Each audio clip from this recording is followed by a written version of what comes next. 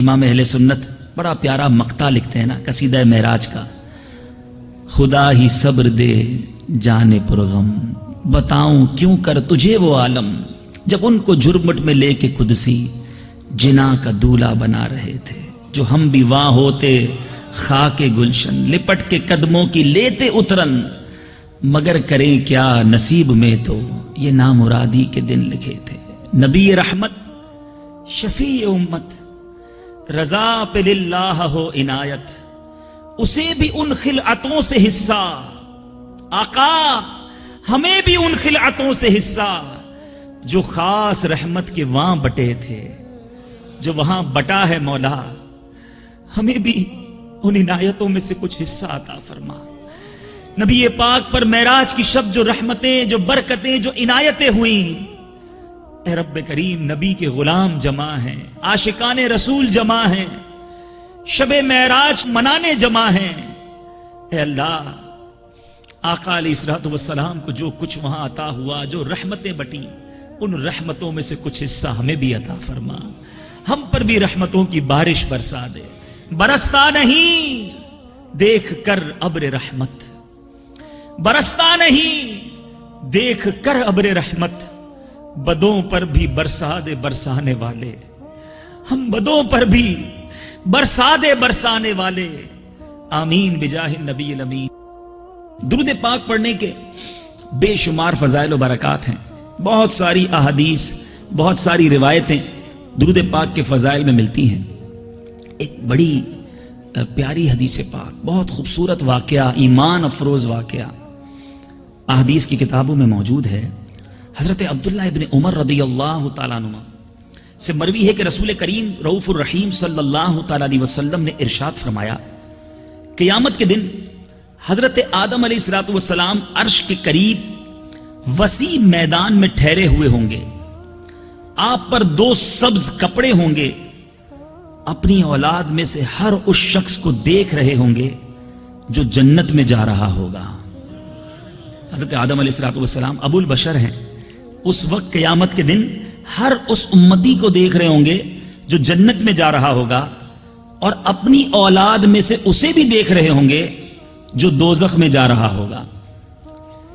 اب اسی اسنا میں سرکار دو عالم صلی اللہ تعالی علیہ وسلم کے ایک امتی کو دوزخ میں جاتا ہوا دیکھیں گے. حضرت آدم علیہ السلام قیامت کے روز پکاریں گے، یا احمد یا احمد. حضور اکرم صلی اللہ تعالی علیہ وسلم فرمائیں گے، لبیک اے ابو البشر. حضرت آدم علیہ السلام کہیں گے، آپ کا یہ امتی دوزخ میں جا رہا ہے.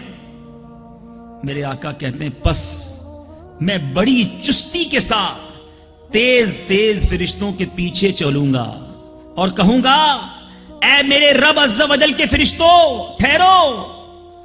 وہ کہیں گے، ہم مقرر کردہ فرشتے ہیں، جس کام کا ہمیں اللہ عز و جل نے حکم دیا ہے ہم اس کی نافرمانی نہیں کریں گے، ہم وہی کرتے ہیں جس کا ہمیں حکم ملا ہے. جب حضور اکرم صلی اللہ علیہ وسلم یہ سنیں گے تو افسردہ ہو جائیں گے.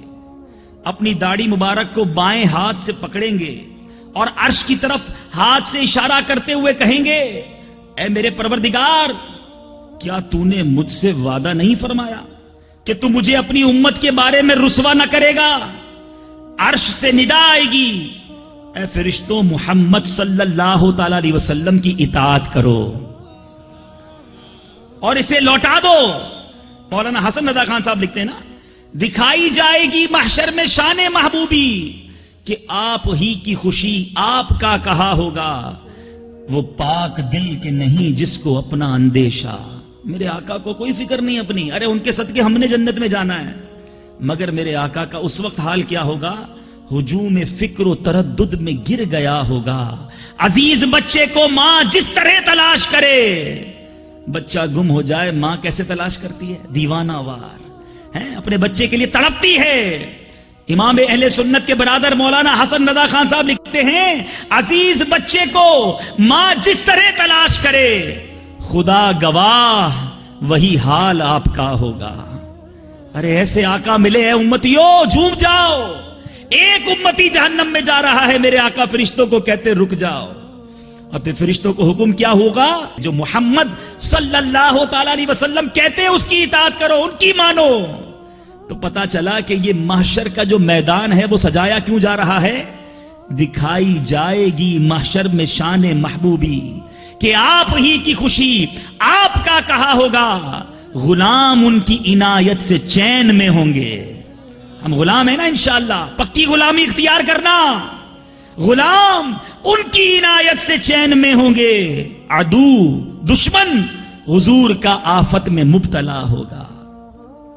کسی کو لے کے چلیں گے فرشتے سوئے جہیم، وہ ان کا راستہ پھر پھر کے دیکھتا ہوگا۔ فرشتے جب جہنم میں لے جائیں گے تو امتی مڑ مڑ کے آقا کو دیکھے گا۔ کوئی کہے گا دہائی ہے تاج والے کی، تو کوئی تھام کے دامن لپٹ گیا ہوگا، کوئی قریب ترازو، کوئی لبے کوثر، کوئی صراط پہ ان کو پکارتا ہوگا۔ میرے آقا سب کی پکار سنیں گے۔ فرماتے ہیں کس طرح دوڑیں گے؟ ہزار جان فدا نرم نرم پاؤں سے، پکار سن کے اسیروں کی دوڑتا ہوگا۔ میرے آقا ان کے پاس پہنچیں گے جو پکارے گا۔ سنیے یہ حدیث پاک جو میں آپ کو سنا رہا ہوں کیسی ایمان افروز ہے۔ پھر میرے آقا کیا کریں گے؟ جب وہ فرشتے رک جائیں گے، عرش سے ندا بھی آ جائے گی کہ جو محمد صلی اللہ تعالی علیہ وسلم فرماتے ان کی اطاعت کرو، تو میرے آقا اپنی گود سے سفید کاغذوں ایک کاغذ نکالیں گے۔ میرے آقا خود فرماتے ہیں میں اس وقت پھر اپنی گود سے ایک سفید کاغذ نکالوں گا اور دائیں میزان کے پلڑے میں ڈال دوں گا۔ قیامت کے دن ایک اسکیل لگے گا، میزان عمل۔ ایک بڑی دلچسپ بات بتاتا چلوں، علماء بتاتے ہیں دنیا میں کسی کا پلڑا بھاری ہو جائے تو پلڑا نیچے ہو جاتا ہے، ہلکا اوپر چلا جاتا ہے۔ ہیوی جو پلڑا ہوتا ہے اسکیل وہ نیچے آ جاتا ہے۔ قیامت کے دن جو پلڑا بھاری ہوگا وہ اوپر آئے گا۔ تو جب میرے آقا وہ کاغذ ڈالیں گے تو نیکیوں کا پلڑا بھاری ہو جائے گا اور وہ اوپر آ جائے گا۔ تو اب کیا ہوا؟ اس کے بعد میرے آقا علیہ الصلوۃ والسلام کاغذ ڈالیں گے، وہ پلڑا اوپر آ جائے گا۔ میرے آقا کہتے ہیں میں کہوں گا بسم اللہ، وہ نیکیوں والا پلڑا برائیوں والے پلڑے سے بھاری ہو جائے گا۔ آواز آئے گی خوش بخت ہے، سعادت یافتہ ہو گیا، اس کا میزان بھاری ہو گیا، اسے جنت میں لے جاؤ۔ وہ بندہ کہے گا اے میرے پروردگار کے فرشتوں ٹھہرو، میں اس بندے سے بات تو کر لوں جو اپنے رب کے حضور بڑی کرامت رکھتا ہے۔ گویا وہ ابھی تک آقا کو پہچانا نہیں ہوگا، وہ گناہگار۔ وہ آقا کے دامن سے لپٹ کر کہے گا میرے ماں باپ آپ پر فدا ہوں، آپ کا چہرہ انور کتنا حسین ہے، آپ نے میری لغزشوں کو معاف فرما کر میرے آنسوؤں پر رحم فرمایا ہے، آپ کون ہیں؟ میرے آقا علیہ الصلوۃ والسلام ارشاد فرمائیں گے میں تیرا نبی محمد صلی اللہ تعالی علیہ وسلم ہوں، اور یہ تیرا درود پاک ہے جو تو مجھ پر بھیجتا ہے، اس نے تجھ کو پورا نفع پہنچایا جتنا تجھے اس کی ضرورت تھی۔ اب اگر امام اہل سنت کا وہ کلام سنیں، اپنے کرم سے ہم ہلکوں کا پلہ بھاری بناتے یہ ہیں، اپنی بنی ہم آپ بگاڑے کون بنائے، بناتے یہ ہیں۔ ماں جب اکلوتے کو چھوڑے آ آ کہہ کے بلاتے یہ ہیں۔ ارے اس دن روایتوں میں آتا ہے کہ ماں بچے سے کہے گی بیٹا ایک نیکی دے دو، میں نے تجھے پال پوس کے بڑا کیا، اپنے پیٹ میں 9 ماں رکھے۔ بیٹا ماں سے کہے گا نہیں ماں میں آج تمہاری کوئی مدد نہیں کر سکتا۔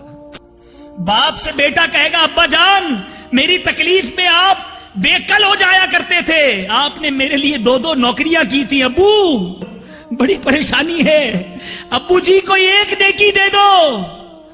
روایتوں میں آتا ہے باپ بیٹے سے کہے گا بیٹا آج کے دن میں تمہاری کوئی مدد نہیں کر سکتا، وہ ایک دن آنا ہے جب ماں بھی ساتھ چھوڑ جائے گی، بیٹا باپ کا ساتھ چھوڑ جائے گا۔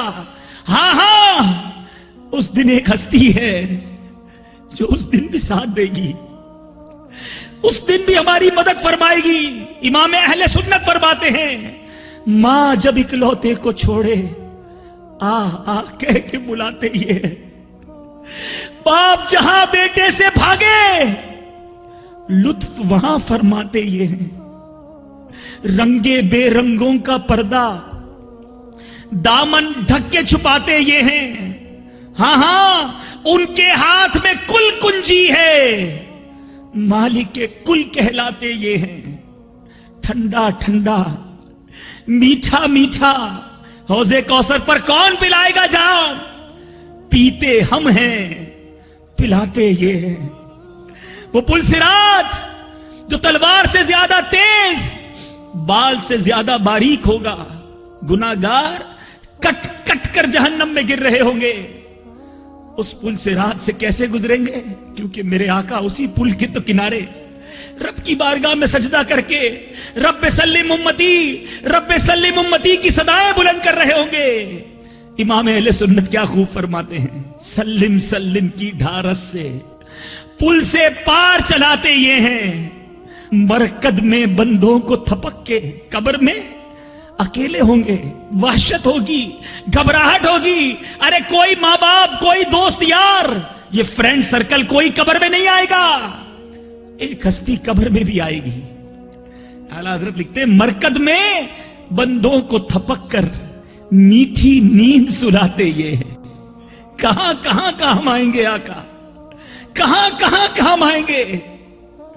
आला हजरत लिखते हैं ना, कह दो रजा से खुश हो खुश रहे, क्योंकि मुजदा रिजा का सुनाते ये हैं। ए गुलामों तुम्हें मुबारक हो, हमें ऐसे आका मिले हैं जो हमें नहीं भूले। मगर ऐसा लगता है कि आका के गुलाम आका को भूल गए हैं, उनकी सुन्नतों को भूल गए हैं, उनकी तालीमात को भूलते जा रहे हैं। नहीं, देखो उन्हें मत भूलना, उनका दामन न छोड़ना। आसियो थाम लो दामन उनका, आसियो थाम लो दामन उनका। वो नहीं हाथ झटकने वाले, उनका दामन मत छोड़ना, वरना कहीं के ना रहेंगे। आका से लौ लगाए रखना। इमाम अहले सुन्नत लिखते हैं ना, उन्हें जाना उन्हें माना, ना रखा गैर से काम, लिल्लाहिल हम्द में दुनिया से मुसलमान गया। तो ये है दुरूद पाक का तोहफा, ये है दुरूद पाक की बरकत। पढ़ते रहिए दुरूद पाक, हिर्ज़े जान बना लीजिए। दुनिया भर में कई लोग ऐसे हैं जो रोजाना बहुत देर ट्रैवल में वक्त गुजारते हैं। यहां भी मेट्रो है, बस है, वॉक है, लोग सफर करते हैं, ड्राइव करते हैं। इस ड्राइविंग में, इस सफर में हमारे पास वक्त होता है। बदकिस्मती से देखा कि इस वक्त को भी लोग कैसे यूज करते हैं कि चलो इतनी देर में भी कुछ म्यूजिक सुन लिया जाए, कान इतनी देर में भी हराम से भर लिए जाएं। अरे अगर इतनी देर अल्लाह का जिक्र कर लेते तो सारी जमीन जिक्रुल्लाह की गवाह बन जाती। इतनी देर दुरूद पाक पढ़ लेते। देखो एक दुरूद पढ़ना कैसा काम आया, उस गुलाम को कैसा काम आया कि कयामत के दिन आका ने वो दुरूद जो है वो उसके नेकियों के पलड़े में डाल दिया। ये दुरूद तो रहमतों की बरसात है। तो मेरे प्यारे इस्लामी भाइयों, वक्त, लोग बड़ा कहते हैं कि अपने कीमती वक्त में से कुछ वक्त दे दीजिए। सच्ची बात यह है, कीमती वक्त वही है जो अल्लाह के जिक्र में सर्फ हो जाए। अरे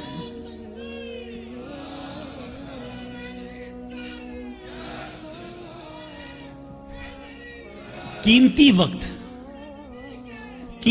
जो है वो वही है जो याद मुस्तफा सल्लल्लाहु अलैहि वसल्लम में सर्फ हो जाए, जो दुरूद पाक पढ़ने में सर्फ हो जाए। अरे वक्त वही कीमती है जो फिक्र आखिरत में सर्फ हो जाए। ये कैसा कीमती वक्त जो फिल्में देखते हुए गुजरे, जो ड्रामे देखते हुए गुजरे, जो गाने बाजे सुनते हुए, जो सिनेमा घरों में गुजरे। अरे उस वक्त को तो जाया कर दिया। वो वक्त तो कहीं उसका हिसाब देना भारी ना पड़ जाए।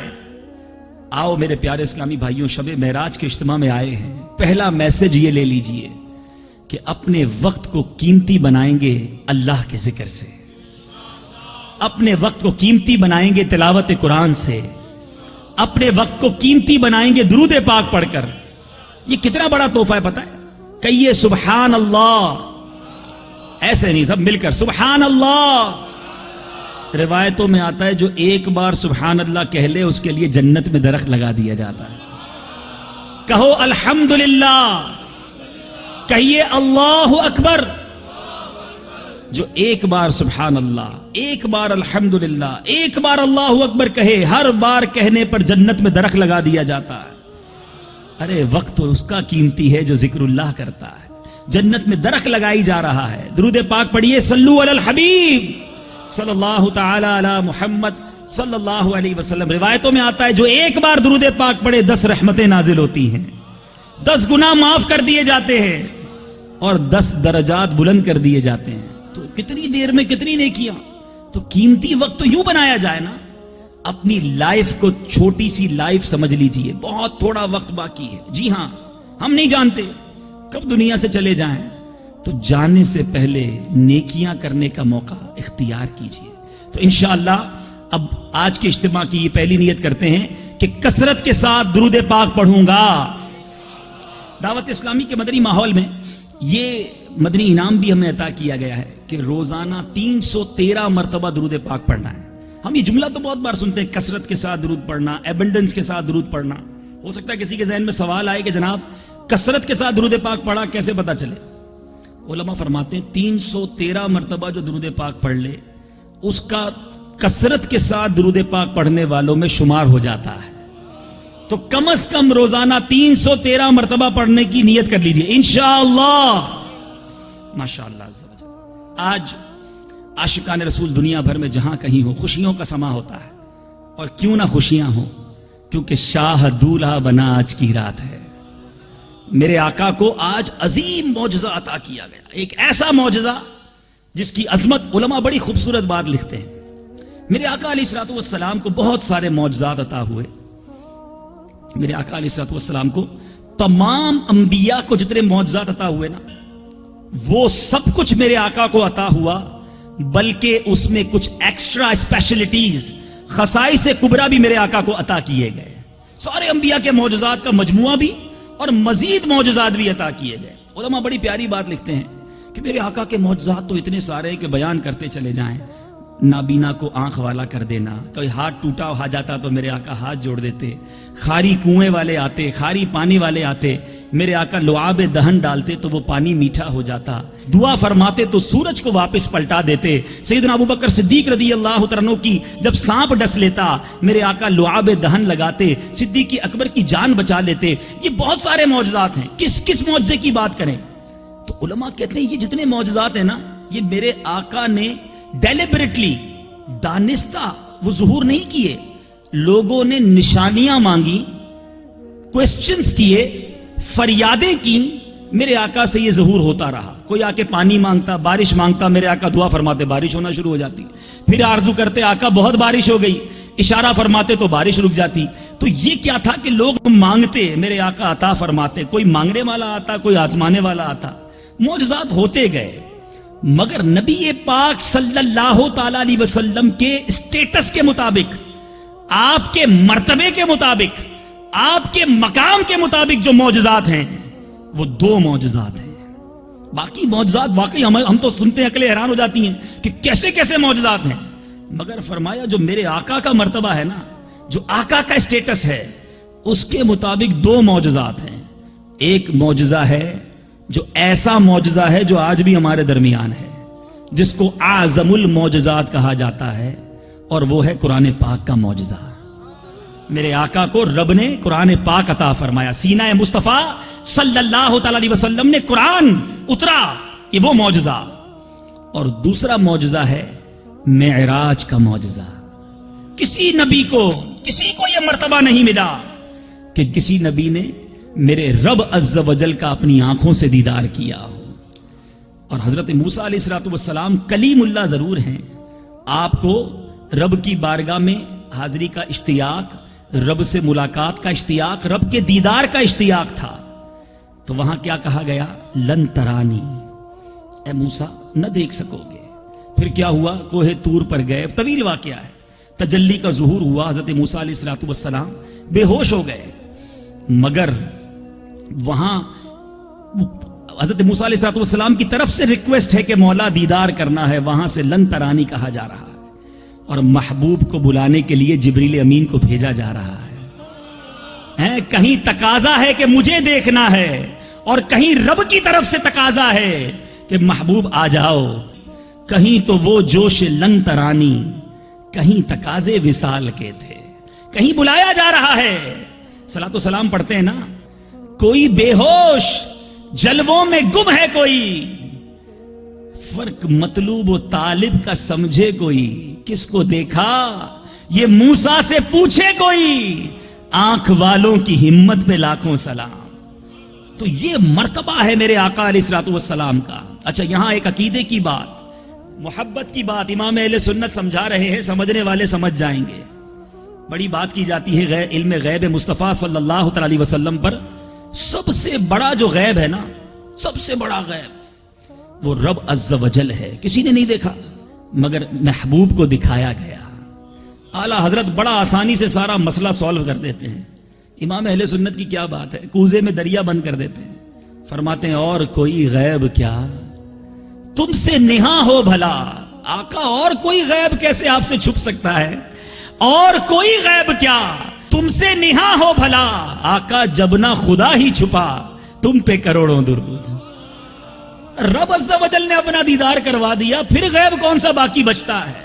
یا مصطفیٰ یا مصطفیٰ یا مجتبیٰ، بھر دیجئے کاسا میرا، رکھ لو بھرم کر دو کرم، سائل ہوں میں داتا تیرا. میرے نبی پیارے نبی ہے مرتبہ بالا تیرا، جس جا کوئی پہنچا نہیں پہنچا وہاں تلوا تیرا.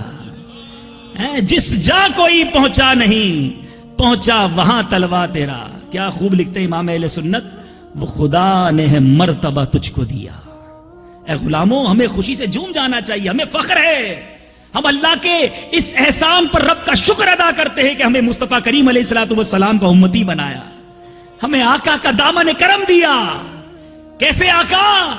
وہ خدا نے ہے مرتبہ تجھ کو دیا، نہ کسی کو ملے نہ کسی کو ملا، کہ کلام مجید نے کھائی شہا، تیرے شہر و کلام و بقا کی قسم.